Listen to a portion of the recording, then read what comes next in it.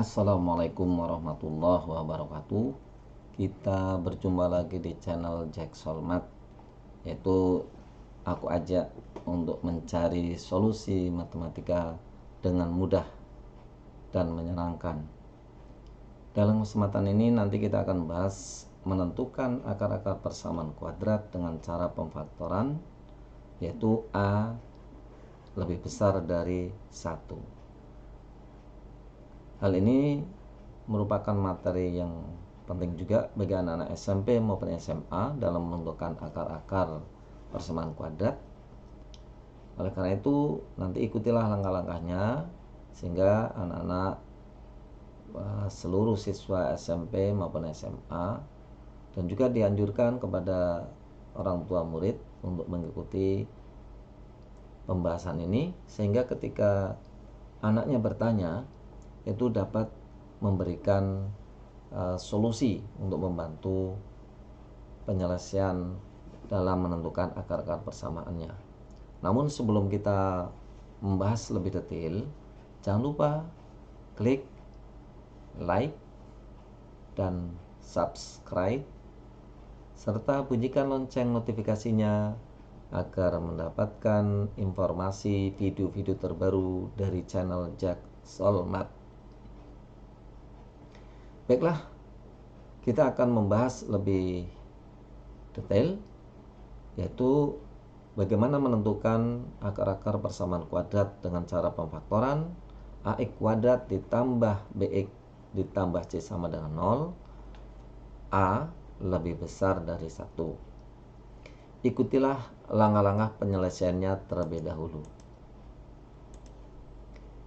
Langkah-langkah penyelesaiannya yang pertama yaitu menentukan nilai A, B, dan C yang terdapat pada persamaan kuadrat tersebut. Kemudian kita lakukan langkah kedua, A kali C sama dengan P kali Q. Lanjut yaitu dengan langkah yang ketiga, yaitu nilai P dan Q kita jumlahkan maka hasilnya B. Dari hasil B ini, yang langkah yang ketiga ini, maka kita akan melanjutkan langkah yang terakhir, yaitu langkah yang keempat, yaitu perkalian pemfaktoran. Ini perkalian pemfaktorannya nanti akan kita membantu kita dalam menentukan akar-akar persamaan. Baiklah, perhatikan contoh penyelesaiannya. Tentukan akar-akar dari persamaan kuadrat 2x kuadrat ditambah 5x min 3 sama dengan 0. Maka kita lakukan langkah yang pertama dulu, yaitu menentukan nilai A, B, dan C. A sama dengan 2. Perhatikan tandanya itu. B sama dengan 5. Dan C sama dengan min 3. Setelah ini didapatkan, kita lanjut ke langkah kedua, yaitu dengan memalikan A kali C. A kali C sama dengan P kali Q. A di sini sama dengan 2, sedangkan C adalah min 3. Maka apabila dikalikan hasilnya adalah min 6. Min 6 merupakan hasil perkalian P dengan Q. Maka min 6 ini dapat kita peroleh nanti nilai P dan Q. Perhatikan langkah penyelesaiannya. Kita tentukan nilai P dan nilai Q. Nilai P adalah bukan 0, tetapi bilangan positif atau negatif yang dimulai dari 1. Atau sebaliknya, yang kita tentukan dulu nilai P-nya boleh. Nilai apa? Nilai Q-nya. Contoh, kita berikan nilai P yaitu 1, 2, 3, 4, 5, 6. Ya, saya cukup menulis sampai 6 karena di sini batasnya 6. Boleh nggak kalau di sini negatif? Boleh, karena ini tandanya negatif. Negatif 1, 2, 3, negatif 4, negatif 5, dan negatif 6. Kalau sudah kita tentukan nilai P, maka kita mencari nilai Q, yaitu dengan cara min 6 ini akan dibagi dengan nilai-nilai P. Nih, yang pertama misalnya min 6 dibagi 1, hasilnya adalah min 6. Yang penting hasilnya bilangan bulat, bukan pecahan. Ya. Untuk khusus P dan Q diupayakan hasilnya bilangan bulat, baik positif maupun negatif. Kemudian dibagi 2, min 6 hasilnya min 3. Min 6 dibagi 3 hasilnya adalah min 2. 4 dan 5 itu tidak memungkinkan akan kita ambil karena nanti dalam langkah ketiga hasilnya akan berbeda. Maka kita gunakan bilangan-bilangan yang bulat saja. Karena 4 dan 5 ini hasilnya pecahan, lanjut saja kita ke nilai P yang 6. Jadi min 6 dibagi 6, min 6 dibagi 6 hasilnya adalah min 1. Setelah kita dapatkan langkah kedua, kita lanjut pada langkah yang ketiga, yaitu P ditambah Q sama dengan B. B-nya 5. Perhatikan di sini, B-nya 5. Maka kita masukkan P sama dengan 1, Q-nya sama dengan min 6. Ketika dijumlahkan, ternyata hasilnya min 5. Yang diminta hasilnya berapa? Yang diminta adalah hasilnya positif 5. Maka nilai P1 Q min 6 tidak mungkin. Yang kedua adalah nilai P2, Q-nya adalah min 3. Ketika dijumlahkan hasilnya min 1. Nah ini nggak mungkin juga nih, karena ini B-nya sama dengan 5. Jadi nggak sama ya. Selanjutnya P-nya 3, Q-nya min 2. Kalau dijumlahkan hasilnya 1, juga belum. Kemudian kita lanjutkan yang terakhir, yaitu 6, Q-nya min 1. Ketika dijumlahkan hasilnya 5. Ini tepat sekali ya, sama-sama 5. Maka nanti nilai P sama dengan 6 dan Q sama dengan min 1. Ini yang akan kita pilih untuk menentukan akar-akar persamaan. Nah ini, jadi nilai P sama dengan 6, Q sama dengan min 1.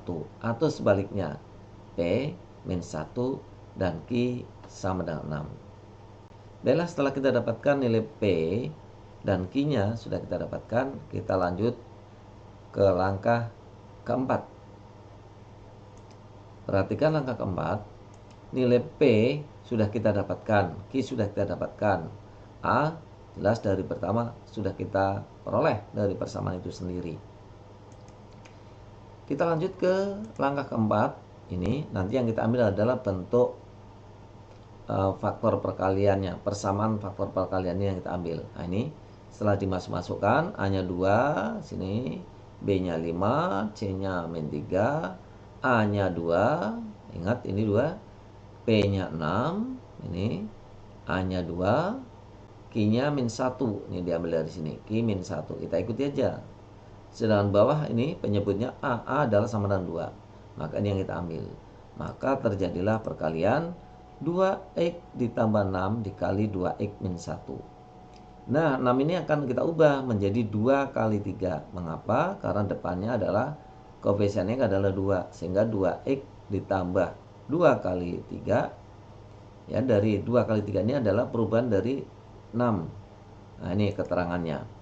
Maka bahwa 6 itu diganti dengan perkalian 2 kali 3. Dikarenakan koefisien x-nya adalah 2 untuk memudahkan nanti memfaktorkan jadi bentuk perkalian. Baiklah. Setelah bentuk ini, nanti nomor yang bilangan 2 ini kita keluarkan menjadi bentuk perkalian. Nah ini 2 ya, keluar. Yang sama ini kita keluarkan, ini jadi 1, ini tinggal 3. Karena ini sama-sama 2, pembilang dan penyebut, kita bagi 2 dibagi 2, hasilnya 1. Nah hasilnya adalah perkalian x ditambah 3 dikali dengan 2x min 1 sama dengan 0. Perkalian ini harus salah satunya menjadi 0. Yang pertama adalah 3x ditambah 3 sama dengan 0. Nah, 3-nya kita pindahkan ke kanan dari tanda sama dengan. Maka ini akan berubah tanda dari positif menjadi negatif. Sehingga hasilnya adalah x sama dengan min 3. Jadi yang pertama akarnya adalah x sama dengan min 3. Kemudian yang kedua gantian 2x min 1. Ini harus sama dengan 0. Nah nanti satunya kita pindahkan menjadi 1. Nah ini ya kan, menjadi 1, maka ditulis 2x ditambah 1. 2x sama dengan 1. Nah, 2 ini nanti akan membagi 1. Nah, ini 2 ini akan membagi 1. Saya kalian lihat, maka nanti setelah membagi hasilnya x sama dengan setengah.